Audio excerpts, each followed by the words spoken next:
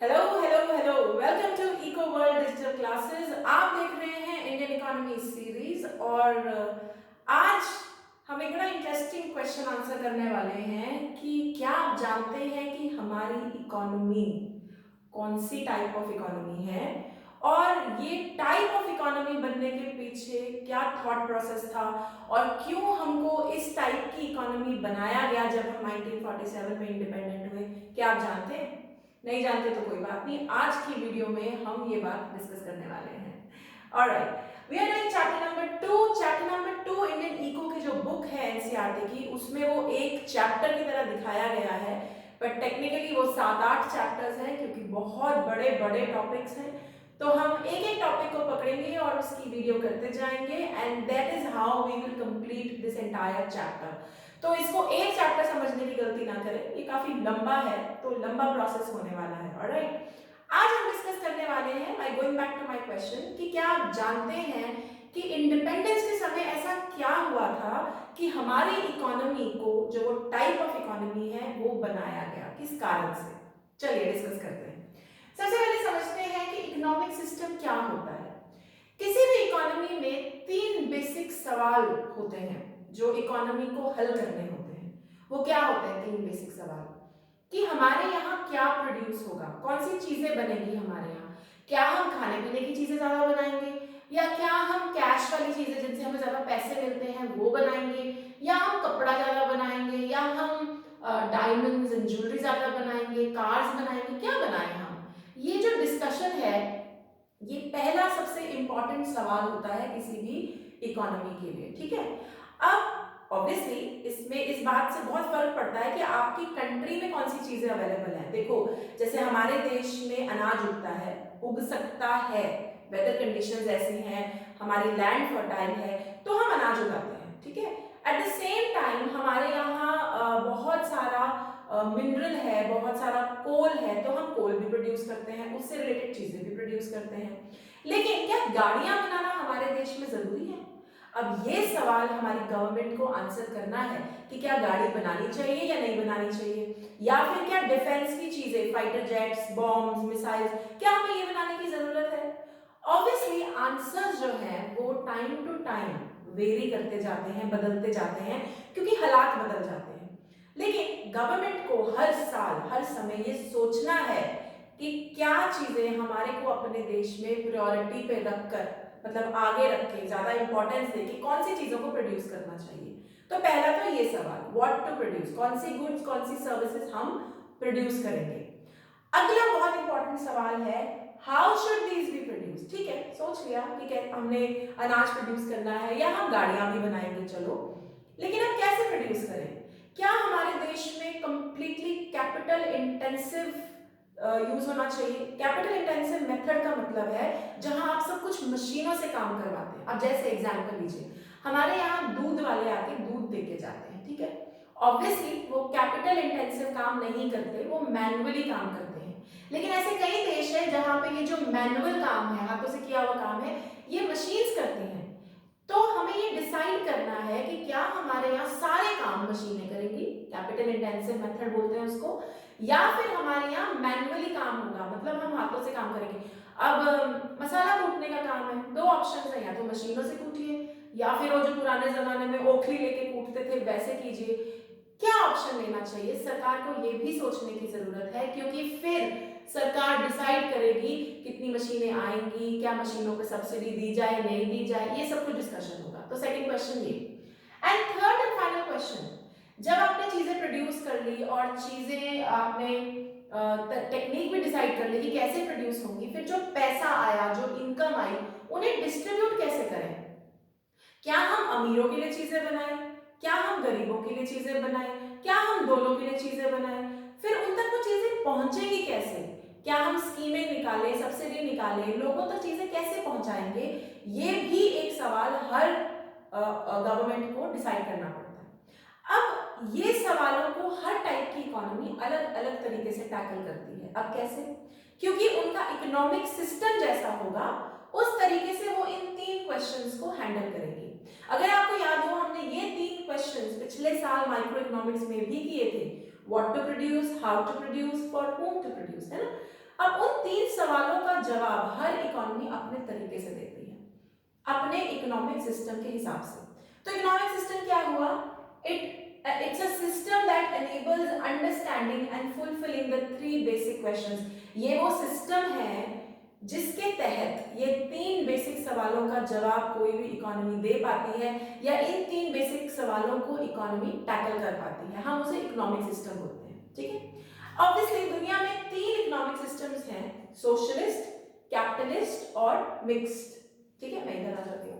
Socialist, अगर आप ध्यान दें सोशलिस्ट क्या है, पहले इनको समझते हैं, फिर समझेंगे कि इंडिया ने कौन सा चूज किया और क्यों, और फिर ये भी समझेंगे कि हर इकोनॉमी इन 3 क्वेश्चंस का आंसर कैसे देती है। सोशलिस्ट जो है इकोनॉमी, वो सब कुछ, सोशलिस्ट इकोनॉमी में जग भला होता है, सबका भला, इसीलिए इस इकोनॉमी में सरकार सब कुछ डिसाइड करती है, क्योंकि सरकार ही वो है जो पूरी इकोनॉमी, सब लोगों की सारी नीड्स का ध्यान रखते हुए चीजों को प्रोड्यूस करेगी।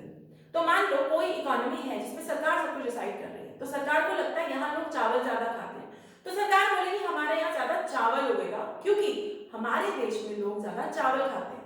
अगर एक आधा बंदा मक्की खाना चाहता है, तो एक आधे बंदे के लिए कौन मक्की प्रोड्यूस करने वाला है? कोई भी नहीं, क्योंकि हम कलेक्टिव जो जन कल्याण के लिए जो चीज होगी, जो लोगों के बेनिफिट के लिए होगी, हम वो करेंगे।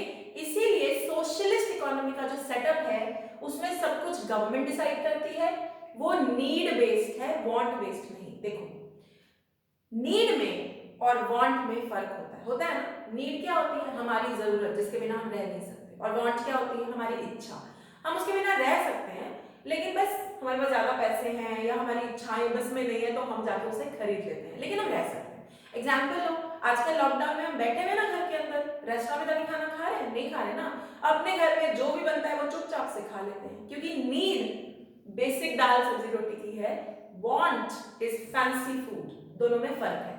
तो सोशलिस्ट इकोनॉमी में क्या होता है कि गवर्नमेंट कहती है जो जरूरत है वो हम पूरी करेंगे, सबका भला उसमें है, वो पूरी करेंगे, पर्सनल प्राइवेट का कोई सीन नहीं होता सोशलिस्ट इकोनॉमी में। एक घर है, आपको घर चाहिए रहने का, तो सरकार सबके लिए घर बना देगी एक जैसे। तुम्हें घर चाहिए ना, घर लो, बन गया एक जैसा।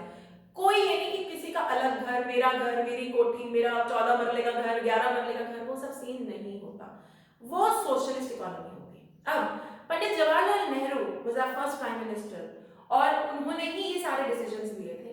उन्हें सोशलिस्ट सिस्टम, उस समय सोवियत यूनियन होती थी, जो अब रशिया और उसके अगल बगल की 16-17 कंट्रीज हैं, वो सारे मिलकर एक सोवियत यूनियन बनता था पहले, जो डिसइंटीग्रेट हो गया 1991 में, मतलब टूट गया।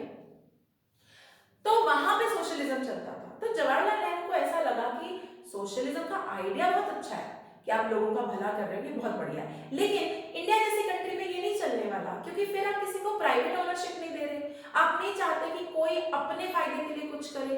तो इंडिया जैसी कंट्री में, जहां हम अभी निकले हैं स्लेवरी में से, लोग अपना पैसा क्यों नहीं बनाना चाहेंगे? बनाना चाहेंगे।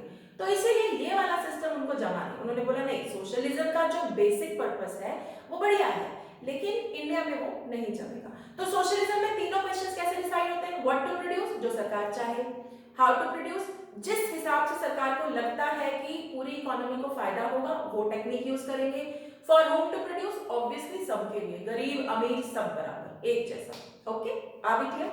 ऑलराइट, अब हम नेक्स्ट सिस्टम पे, कैपिटलिस्ट सिस्टम क्या होता है? ठीक उल्टा। कैपिटलिस्ट सिस्टम में नीड नहीं देखी जाती, परचेजिंग पावर देखा जाता है, जेब में कितना पैसा है। अगर तुम्हारी जेब में पैसा है, तुम कोई चीज अफोर्ड कर सकते हो, यानी तुम उसे डिमांड कर रहे हो। लास्ट ईयर में याद है माइक्रो का डिमांड क्या होता है? डिमांड होता है willingness and ability to purchase. जेब में पैसा भी है और इच्छा भी है कोई चीज खरीदने की, है ना? तो तुम्हारी इच्छा है कोई चीज खरीदने की, चाहे उसकी जरूरत ना हो पूरे देश को, तुम्हें है, तुम्हारे जैसे कई लोग उसकी डिमांड बढ़ाएंगे। तो इकोनॉमी में जिस चीज की डिमांड बढ़ेगी भाई, वो चीज तो बनेगी, क्योंकि प्रोड्यूसर को जिस चीज की डिमांड बढ़ रही है उसका फायदा बहुत मिलता है, तो वो प्रोड्यूस करेगा। यानी कैपिटलिस्ट इकोनॉमी में डिसीजंस परचेजिंग पावर पे होते हैं, जो चीज ज्यादा डिमांड होगी मार्केट फोर्सेस पे होते हैं। मार्केट फोर्सेस मतलब डिमांड और सप्लाई। जिस चीज की डिमांड ज्यादा होगी, जिस चीज के पीछे लोग ज्यादा पैसा लगाने को तैयार हैं, वो चीज ज्यादा प्रॉफिट देगी, इसीलिए वो चीज ज्यादा बनेगी। चाहे वो जरूरत की चीज हो या ना हो, चाहे वो गरीबों का भला करे या ना करे, अगर वो चीज डिमांड की जा रही है तो वो बनेगी। Example of cigarettes. अब सिगरेट्स टेक्निकली किसी का भला नहीं करते, ना रिच का ना पुअर का, बट बाय डिमांड है, तो डिमांड है तो बन रही है, अब बन रही है प्रॉफिट क्रिएट कर रही है। This happens to be capitalist economy का सिस्टम। अब ऑब्वियस रीजन से तुम्हें पता ही चल गया होगा पंडित जवाहरलाल नेहरू ने क्यों सोचा होगा कि भाई कैपिटलिस्ट नहीं हो सकती अपनी इकोनॉमी। हमारा देश देखा था, आज भी देखा है, उस जमाने में तो गरीब इतने थे कि अगर सारा कुछ ही कैपिटलिस्ट हो गया, आज नहीं उन्हें कुछ खाने को मिलता तब क्या मिलता। तो ये दिमाग में रखते हुए कि कहीं इतने सारे जो हमारी पुअर जनता है कहीं वो छूट ना जाए, रह ना जाए, इसलिए कैपिटलिस्ट सिस्टम को भी नहीं लिया गया। कैपिटलिस्ट सिस्टम यूएसए में चलता है, आप जानते हैं, तो इसलिए इस चक्कर में नहीं लिया गया। तो ये तीन क्वेश्चन को कैसे आंसर करते हैं? What to produce, whatever has purchasing power, whatever has great demand needs to be produced. How to produce? Obviously capital intensive तरीके से, क्योंकि तेजी से बनेगा, डिमांड फटाफट फुलफिल करेगा, कौन मैनुअल का वेट करेगा। And third, for whom to produce, जिसकी जेब में पैसा है, जिसकी जेब में पैसा है उसको चीज मिलती है, बात खत्म, that kind of a thing. Alright, are we clear? Third system mixed. हाँ, मिक्स्ड तो मिक्स्ड ही हो गया। मिक्स्ड वो सिस्टम है जहां सरकार भी डिसाइड करती है लोगों की जरूरतों के बारे में, गरीबों को दिमाग में रख के, और जहां इंडिविजुअल प्रोड्यूसर्स, प्राइवेट लोग भी अपना प्रॉफिट देखते हुए, मार्केट फोर्सेस को देखते हुए, डिमांड सप्लाई को देखते हुए अपने डिसीजंस लेते हैं। तो तुम्हें क्या लगता है इंडिया ने कौन सा सिस्टम चूज किया? Alright, from your 10th standard you know that we are a mixed economy. हम लोग mixed economy हैं, और यही कारण है कि हमारे यहाँ mixed economy बनी, क्योंकि सोशलिज्म में सबको एक जैसा मिले ये भी नहीं चल रहा था, और कैपिटलिज्म में गरीबों को छोड़ दिया जाए ये भी नहीं चल रहा था। इसीलिए दोनों सिस्टम्स को जोड़ दिया गया और सरकार ऐसा सिस्टम बनाया जहां सरकार भी चीजें कर पाए और लोग भी कर पाए। अब हमारी कंट्री देखो आज की डेट में, तुम अगर एक गाड़ी खरीदना चाहते हो बड़ी से बड़ी, तुम्हें कोई रोक सकता है? बिल्कुल नहीं, तुम्हें वो चाहिए मिल जाएगी। अगर देश में बन नहीं रही तो इंपोर्ट होके आ जाएगी, मिल जाएगी। लेकिन क्या हमारे देश में बसें, ट्रेन, ये सब कुछ होने चाहिए? क्योंकि कई लोग हैं जो इन्हीं पे डिपेंडेंट है, बिल्कुल होने चाहिए, और उसका बीड़ा किसने उठा रखा है? सरकार ने। So we at one time we have restaurants which are fancy. आप चाहें तो बाहर जाके आराम से खाना खा सकते हैं। At the other end we have PDS, Public Distribution System, जहां सरकार ध्यान दे रही है कि वो लोग जिनके पास खाने को नहीं है उनको खाने को बेसिक एटलीस्ट मिल सके। So in this manner हमारी इकोनॉमी ये तीनों क्वेश्चंस कैसे आंसर करती है? What to produce? We will produce for both. हम प्रोड्यूस करेंगे कुछ चीजें जो नीड बेस्ड है और कुछ चीजें जो वांट बेस्ड है। हम कैसे प्रोड्यूस करेंगे? हम दोनों टेक्नोलॉजीज यूज करेंगे, कैपिटल इंटेंसिव जहां उसकी जरूरत, लेबर इंटेंसिव क्योंकि हमारी जनता बहुत है, हमें एम्प्लॉयमेंट क्रिएट करने की जरूरत है, इसीलिए हम लेबर इंटेंसिव भी प्रोड्यूस करेंगे। And for whom to produce? For rich and for poor, गरीबों के लिए भी और अमीरों के लिए भी। I hope the topic is clear और आपको इस चीज का जवाब मिल चुका है कि हमारी economy is a mixed economy और उसका कारण क्या रहा, हम यहाँ तक कैसे पहुंचे। Alright, thank you so much. I hope you are clear with this video. हम अगली वीडियो में इस चैप्टर, इस टॉपिक का अगला पार्ट करेंगे। Alright, till then, bye bye.